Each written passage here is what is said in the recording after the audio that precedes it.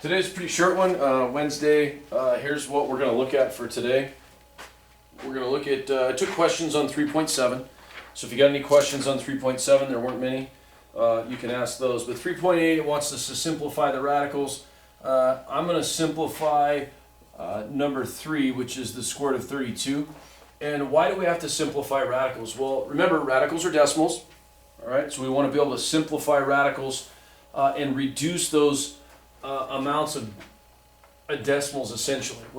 Especially if we have multiple problems that we're looking at combining. For instance, what if we simplified a quadratic function and we got minus 14 plus or minus the square root of 32 divided by 2? How would I simplify this even further, or could I? Well, what I've been telling you is take this and convert it to a decimal, which is about 5.5. But there's another approach to this. The other approach is to simplify this in simplest radical form. Leave it in simplest radical form, which actually is a little bit less work essentially than repeating this as 5.5 and simplifying it from there. Here, if I'm going to make it 5.5, I would say minus 14 plus or minus 5.5 divided by 2. But when we simplify the radical, that changes this. So how do we simplify the radical to change that? Well, how do we simplify a radical? We factor, and most students pick 8 times 4 as factors of 32.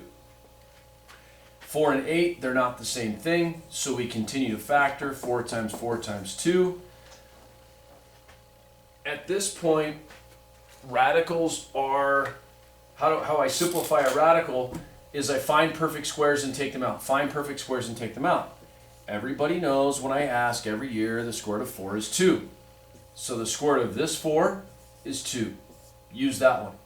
The square root of 4 is 2. Use that one. What's left is the square root of 2. What do I do with what I take out? I multiply it. 4 square root of 2. There's my answer when I simplify the radical. Okay, so if the square root of 32 is 4 square root of 2, how does it make this easier? Well, I could take this and write it as 14 over 2 plus or minus 4 square root of 2 over 2. I could separate that, common denominator for both terms. Since I can do that, I can simplify this and take half of negative 14, which is negative 7. And I can take half of 4 square root of 2, which is 2 square root of 2. Think about it.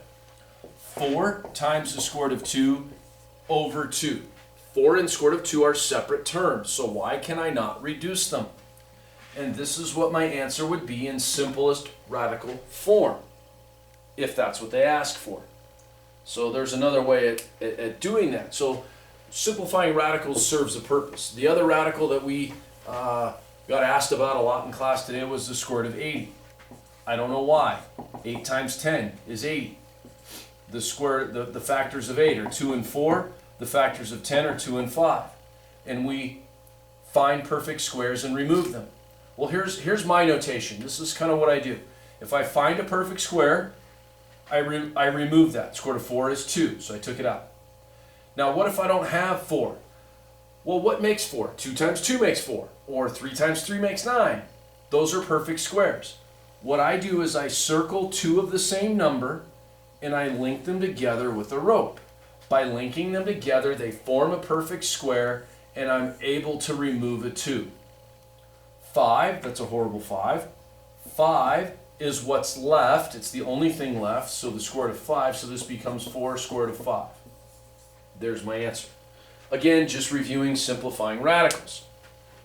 Now, when we move on to 19 to 27, what they're getting us to try and start to see in 19 to 27 is what is the simplest way to find the x-intercepts. It says if the given quadratic function can be factored, then factor.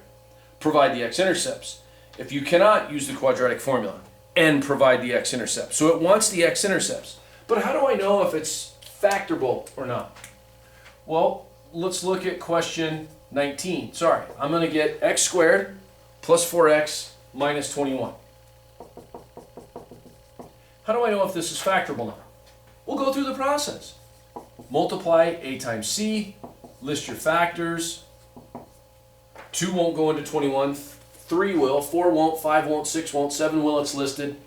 8 won't, 9 won't, 10 won't. By now you should know how to list factors. What factors of 21 will give me positive 4, and what are they? They are minus 3 and plus 7. Those are the factors, so that's what I'm going to use to rewrite. So x squared minus 3x plus 7x minus 21. When a is 1, these numbers or these multiples become my factors. So x minus 3, x plus 7, x plus 7. And then I go on to find my x-intercepts, because remember, that's what it's asking for. It's asking for the x-intercepts. The x-intercepts are the opposite of your factors, right? Why? Because we set each factor equal to 0 and we would solve. So in this case, my x-intercepts are positive 3 and 0, negative 7 and 0. All right, what if we couldn't factor? What if we didn't find multiples that gave me the middle term? What do I do? Well, the only other option is to use the quadratic formula. Well, I could use the quadratic formula for 19 even. But think about it. The last couple of days we've been going over using the quadratic formula, and that gets rather lengthy, and there's a lot of signs and switching back and forth and taking radicals and doing all that stuff. If there's an easier way to solve it, wouldn't I like to know?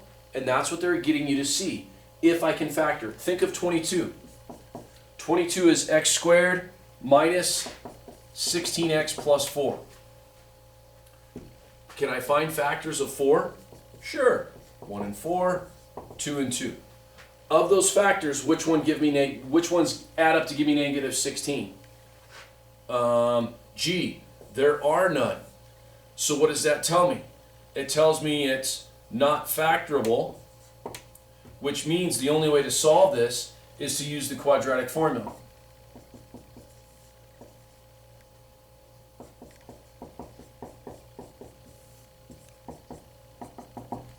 I have to use that. That's the only way.